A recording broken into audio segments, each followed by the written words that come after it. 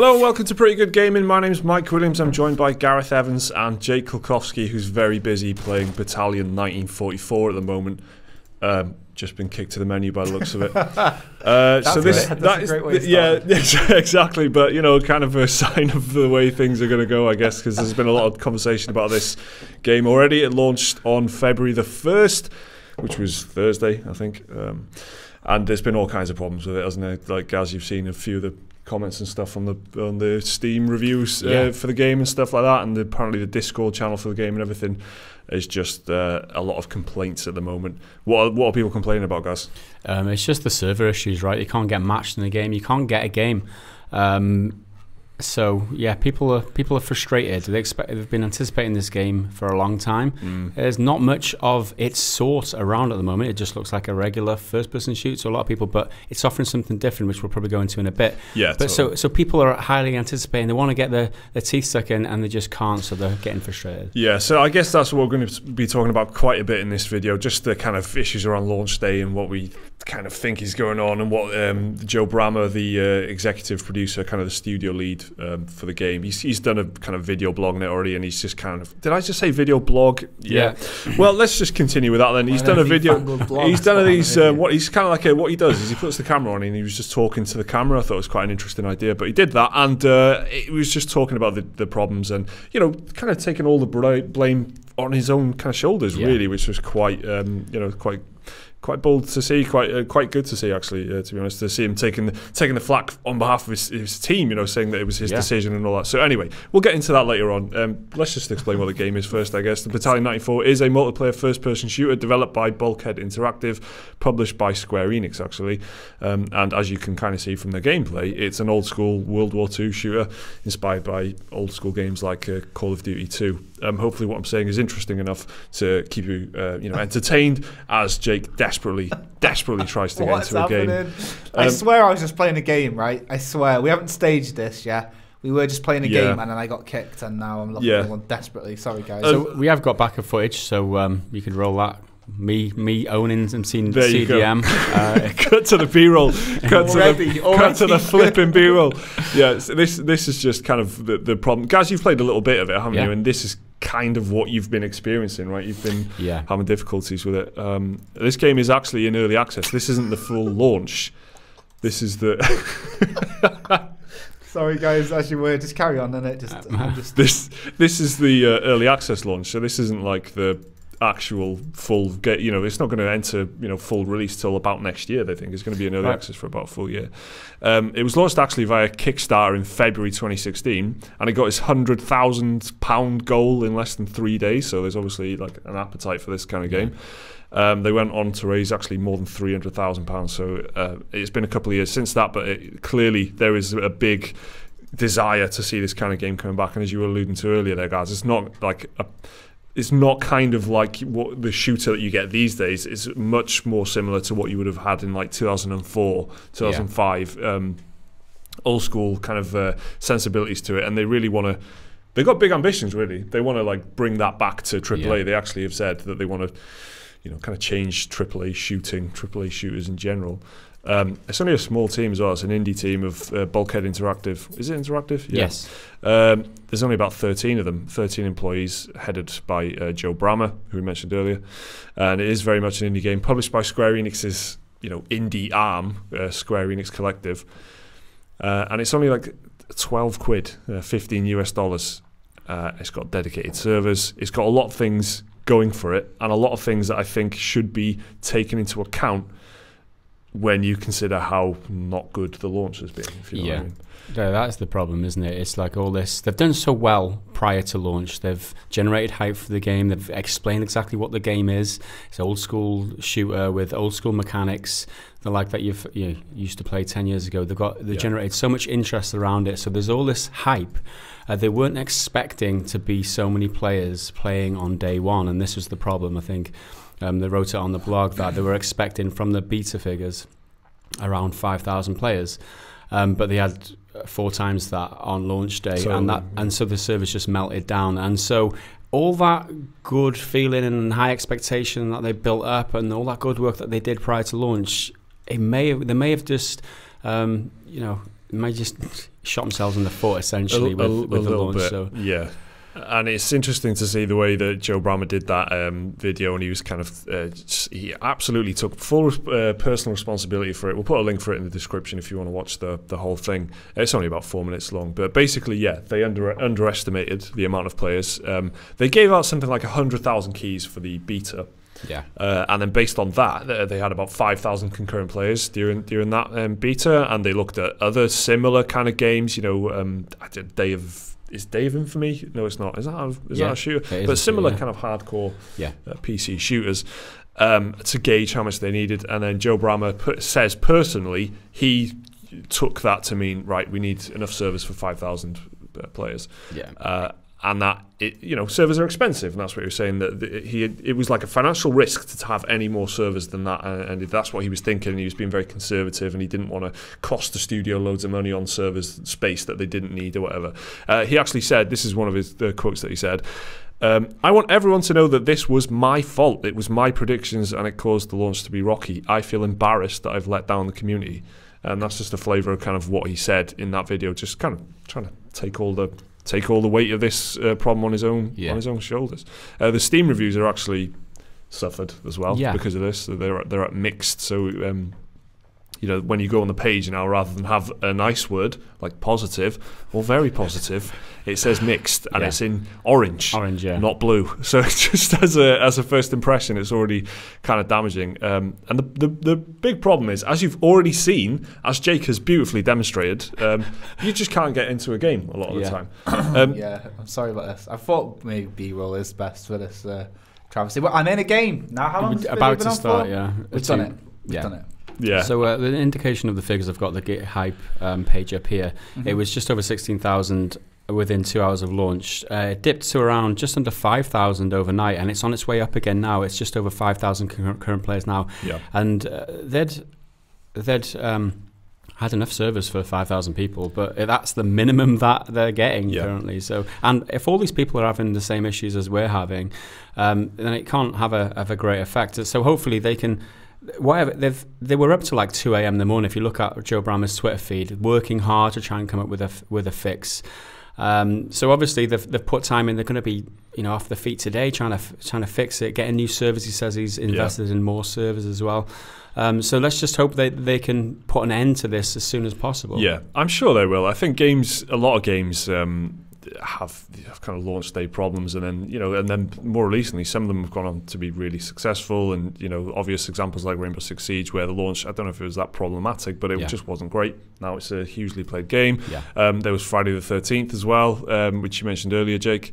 Friday the 13th has gone on to be a pretty successful game, hasn't it? A terrible launch, but it's got a real cult fan base that's gathered around it now, and stronger than ever, which is, we're seeing more and more, aren't we, games peaking, so to speak, like 6 months after release, which is the complete opposite of what happened maybe 10 years ago, well 5 years ago even. A game can really reach its stride, maybe not in the beginning of its window, but midway through, one big update can be it's literally a game changer. Take like the Division or something like that. Maybe, sorry if you've already touched on any of these points, by the way. Yeah, maybe not even that. Yeah, it's hard to focus and play at the same time, which is why I'm sat here, not there. But multiplayer games these days, you look at the likes of PUBG, right? That just took an upward trajectory from the very outset. It just kept growing and growing and growing. There wasn't one standout landmark event that happened to bump it up. It just gained traction like a snowball, gradually accumulating mass as it went. Hopefully this can do the same thing, right? Where multiplayer game, word of mouth is very very big these days, and if it gets popular on streamers and things like that, if it takes some of the CS:GO people away, because that is essentially the same kind of game with old school mechanics, if you like. Mm-hmm. Although this is even more so. If it can tap into some of those player bases and get good word of mouth going forward, there's no reason why this hiccup has to damage them that much. Yeah, I think that's probably the way it's going to go. I think that it's I feel like this is something that people will forget pretty quickly, and if you think about the problem is that too many people want to play it on day one. You know, that's not a bad problem to have, really, and it's just come down to that one. In a lot of ways, if we're to believe what Joe Brown is saying, it's come down to that one decision by him personally to allocate 5,000 concurrent player server space rather than 20,000, which is what they probably need, right? And that can be easily fixed. Just get more servers, spend more money on it, and they do have the money to do that. They're getting early access funding now. They've got a publisher behind them, backing them. They've got £300,000 worth of Kickstarter money. You all right, Jake? Yeah. Did you see? The viewers would have seen that, but that was This is my bread and butter for my early first-person shooter games days. COD 2, right? This is so reminiscent of COD 2 for me. This is what attracts me to it, right? It's the mechanics where you don't. It's just so simple. It's just so flowing. The game is all about killing and running. Well, not running around as much, but the search and destroy game type specifically is where I fell in love with COD 2, really. And picking up about, you don't have to be running out in the open like you're doing there. I mean, you can take a more strategic, slow approach, and if you're running around corners, people can hear. So if you go slow but Jake, by his own admission, is more of a walking simulator kind of guy. So just having the ability to run is probably very exciting to someone like that. But it's very limited. I've never heard the sprint button is tight. Yeah, there's a jump and everything. You can go upwards. I've never if you moved want. at such a brisk pace. I'll tell you what, though. Yeah, this game is. You can tell it's certified PC vets. I'm seeing a lot of sort of drop shots and stuff like that. Things that some of the gameplay I've seen from other things people I'd only read about until playing this game. From the history books, discovering a new world. Yeah, just watching people's gameplay like Jack Frags and stuff, which is very impressive. Just to see them play, and that's who it's aiming for, isn't it? That's the audience that they're going for. Yeah, people like me. And the way that they've pitched it even is, in an interview Joe Brammer did with GamesIndustry.biz earlier this week, which was actually going to be more the central focus of this video before the launch happened. He's saying that it's not about the gameplay is not about looking good or doing like in Ghost Recon Wildlands case, the developers telling you what is fun. You create your own fun, and then if a game feels great, it doesn't matter if it looks a little bit janky when you're doing stuff like hopping through a window or something. If it feels good to do it feels like an achievement. If you can hop through a window and take someone out at the same time, you feel great. But in a more AAA sense, you just press one button, an animation will play out where you mantle that window very nicely. It'll look great, but you won't be able to do anything while you're doing it. So it just takes that control away from the player, and that's what the design principle of the game is just to give all the control back into the player's hands, which is definitely what they're aiming for. So we've been talking a lot about the launch day problems and stuff. I guess just quickly before we move on to more about what the game actually is and plays like, and that was I'll dedicate that one to my mum. That one for your dad. My dad, yeah. Thanks, Dad. When you look at when you were trying to play a game on this, Gareth, what were the problems that you were having? Like, you're looking at you've just booted up the game, you want to play the game, you've got kind of two matchmaking options. You've got auto matchmaking, or you can look at the server browser. What's the problem? The problem is, if you click auto matchmaking, it could take anywhere up to between a minute and 10 minutes. I mean, this is after they're fixed, right? So even now, it could take you ages. So the best way to do it is if you look at the server list. It's the only way you can jump in straight away. But that's hit and miss because the information from the server list is not accurate, it's not up to date. The servers might show 24 slots, but the maximum anyone can get on a server right now is 10 people. So that's the limiting factor. It shows 0 ping on all the servers, so it doesn't give you any indication of how well you're going to be connected or what your ping is going to be like when you get there.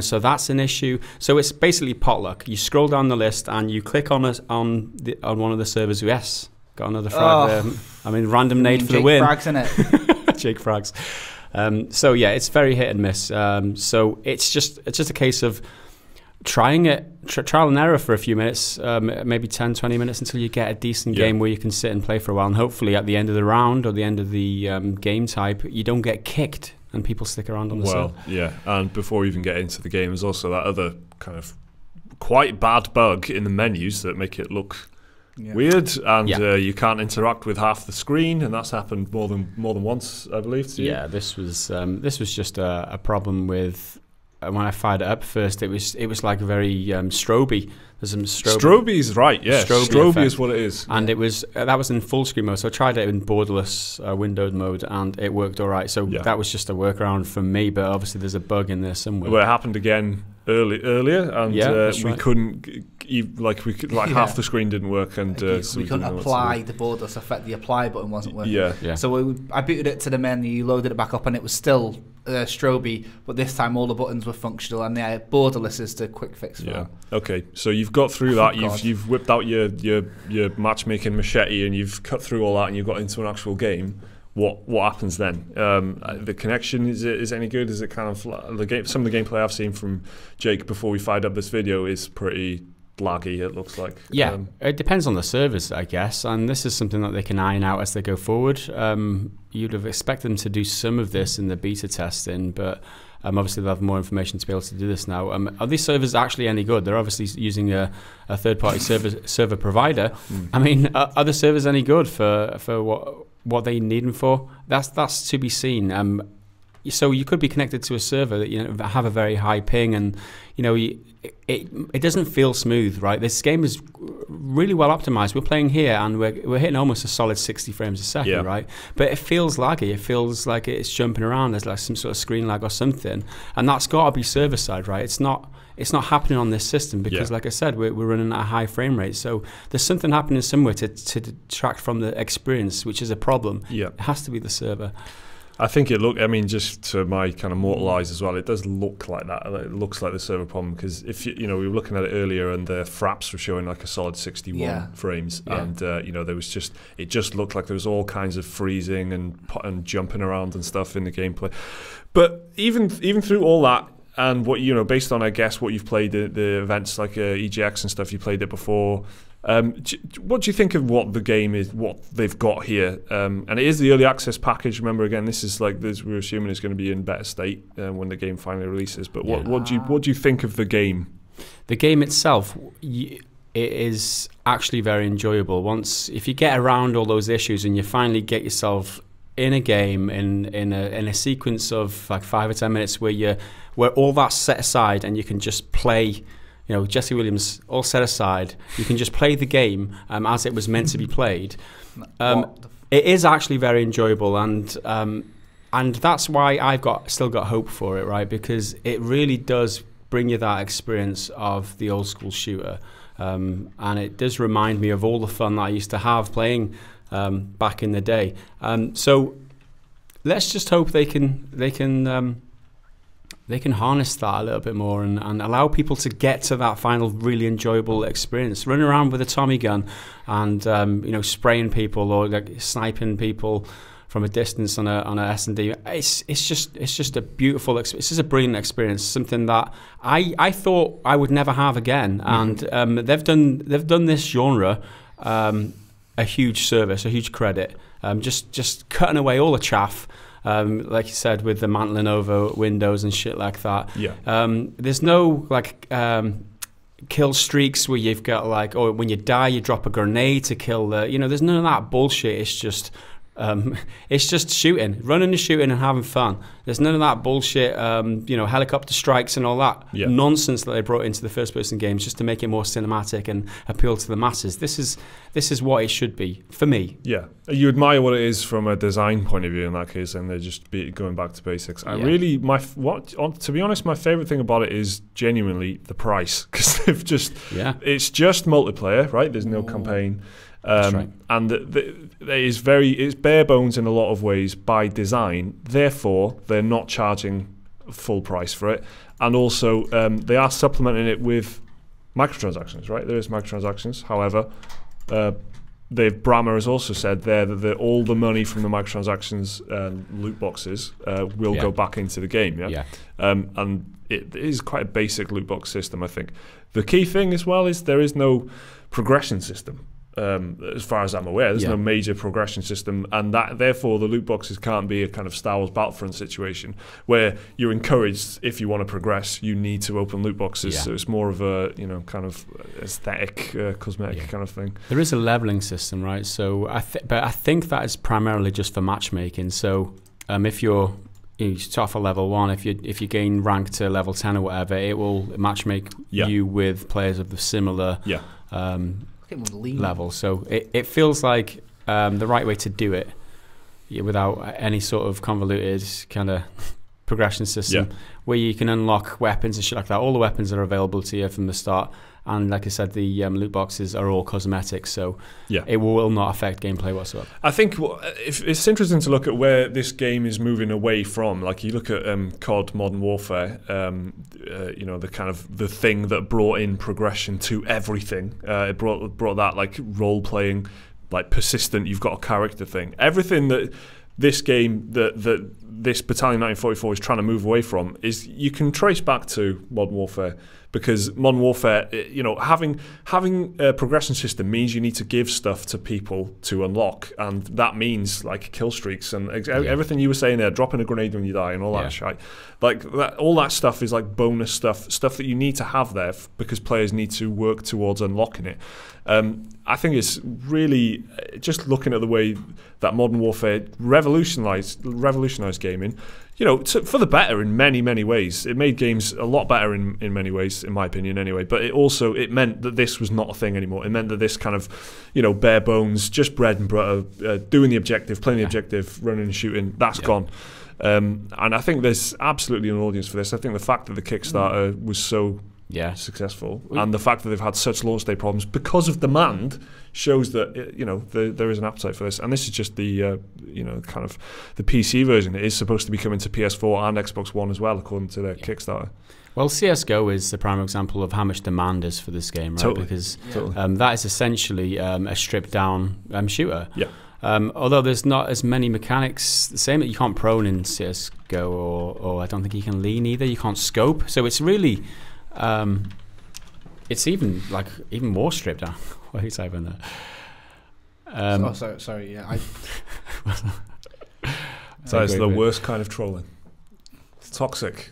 I know, toxic community, innit? Yeah. Sorry, guys. So there is a huge demand for this game, and I hope it can take some of the CS:GO, because I want players to be able to play against it, because I can see myself playing this and dipping in and out of this, and maybe even getting. I used to clan game a lot, right? And we used to play on is it clan base?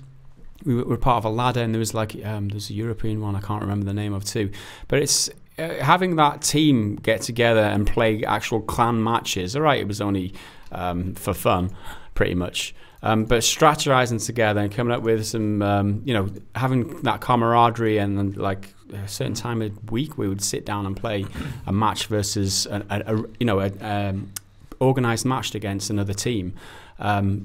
It was great. There's nothing that's fulfilled that for me in the recent years, that desire from doing that from my youth. So that's probably true of a lot of people as well, isn't it? Probably a lot of people feel that. And the fact that there's dedicated servers, right? You can hire a server and you can have your clan own the server. It's like, what the fuck did they do to games? Because that is, in itself is just a fun thing. Like having an area where your whole clan can just jump in and play against in a private space, or set it to public and play against the public as well. It's just a great old time, an all-round great time. So everything you're saying there, it seems like it is very intentional by the developers here, by Bulkead for that to be the case. They want to appeal to those kind of people, and they want to, not only that, but they want to try and push gaming back in that direction. And Joe Bram has even said this explicitly, right? He was doing the interview with GamesIndustry.biz, which we mentioned a little bit earlier. He says things like this, right? Here's a quote from him. "I don't like that in modern shooters, even Rainbow Six, which I really like. Everything is pressed to do an action, like press spacebar to climb through a window. That right there takes control away from the player and gives it to the game. The game's playing for you. You should be controlling it. Yeah, it looks a little bit janky, but when it feels good to play, that's all that matters." So I cut out a lot of what we've said, but that's the gist of what he's saying, and they are quotes from him. They're aiming to do this, and they're aiming to remind people of why these types of games were good, and remind people of what what was so appealing about them, and they wanted to, and they the developers personally love that kind of gameplay, so they want to push stuff back that way. And here's something else that he said. Okay, Joe Brammer says, I'd like to say we showed there's demand out there for something that's a little bit more calm, a little less steroid injected than the kind of the Call of Duties, the current batch of Call of Duties, I guess. I would really like to see if we can change the shooter industry, even if Battalion fails and dies. So they really want to try and change AAA gaming. Do you think this game's gonna do that? Do you think this game's gonna? I mean, there's a year of early access ahead of it now. Well, let's put it this way: it's had problems. It's had a lot of interest. So going forward, you've got to look at the quality of the team, right? And what decisions and how they're going to take the development from here. And I think the way that Brammer's going about dealing with these issues he's having now and being open with people and just getting down to the brass tacks and saying, yeah, I fucked up, I made a mistake, I didn't anticipate.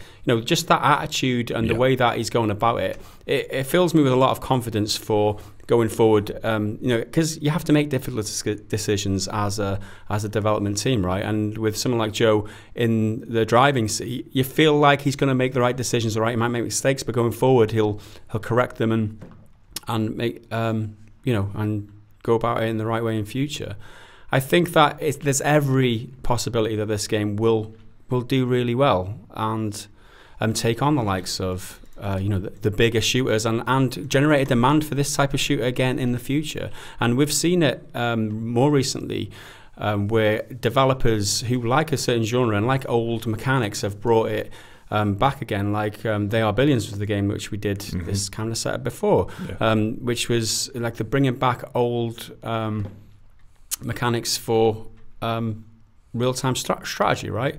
Back to how they used to be and connecting with that audience who want that experience that they used to have and don't have anymore. And also opening up a whole new audience to a certain game and a certain way of playing a game that they might have never experienced before, because all the modern games are so different. They Are Billions is a kind of particular flavour of genius, because it does that. It does that old school setup, and then it just puts a very straightforward twist on it. It takes away the enemy kind of build an army and go and attack the base gameplay, and makes it much more about defending your own base with hordes of zombies.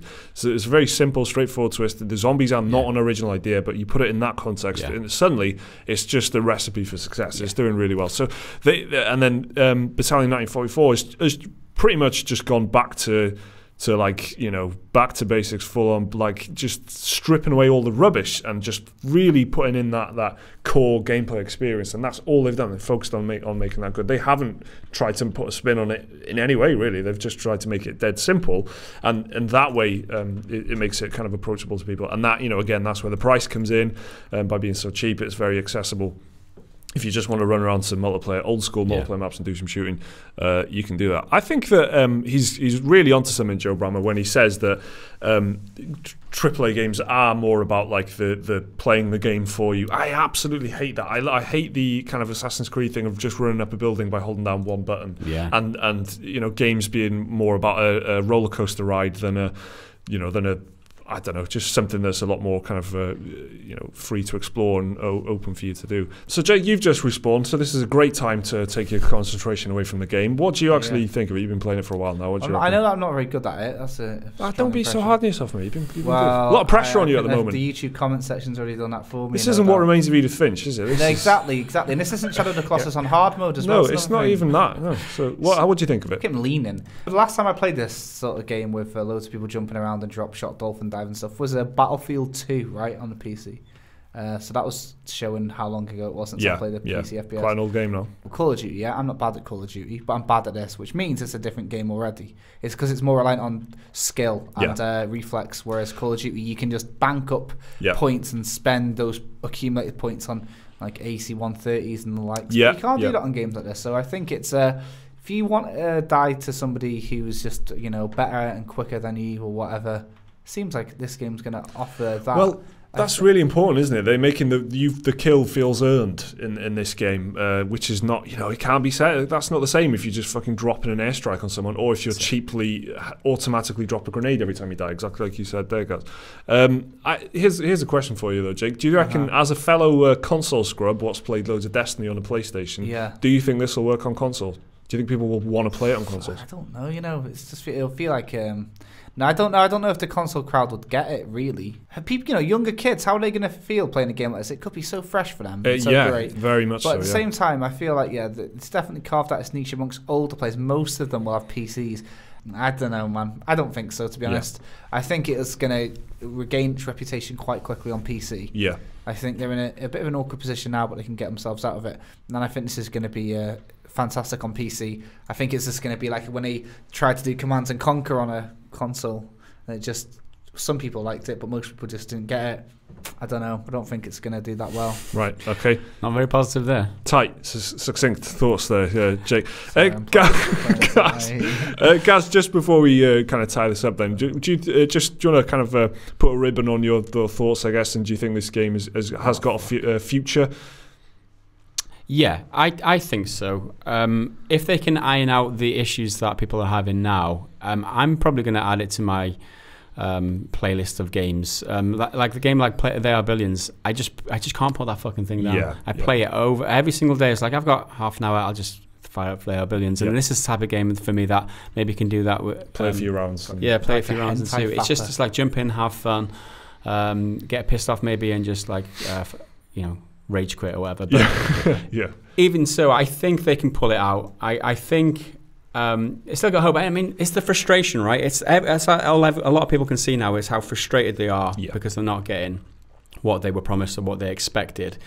Just a little bit of patience, a little bit of time, and try it again in a week or so, and or maybe even a couple of months. It's still early access, very early days. It's a team that's still learning, and they're doing something that is different, and they're trying something new. So I mean, I'm willing to give them the time that it takes them to polish it up. From someone with absolutely no emotional investment in this game at all, I think that hyping it and being excited about it for months, then on day one doesn't work. And then to be like, I've give up now. I think come on. Just wait a little bit. Have a look over, see what they do over the weekend. At least give them a chance to respond and things like that. I mean, the matchmaking is absolute shit. Sort of weird pops and glitches, and it's got loads of problems. We can't overlook that. Really it's got badly. Loads of problems. Yeah, it is day one early access. Though, exactly. So, and if you can't get your head around that, then go back to playing COD, you motherfucker. Yeah, join me, Jake, playing Call of Duty World War. I'm just kidding. I don't have that game either. Probably be shit at that as well. I've got nothing else to say really. There we go. Battlefield 1944. It's out now on Steam. Early access. It just came out this week. You just said Battlefield, dude. Did I say Battlefield? That hurts. Battalion 1944. Let's do that again. Battalion 94 is out. 94. Battalion 94.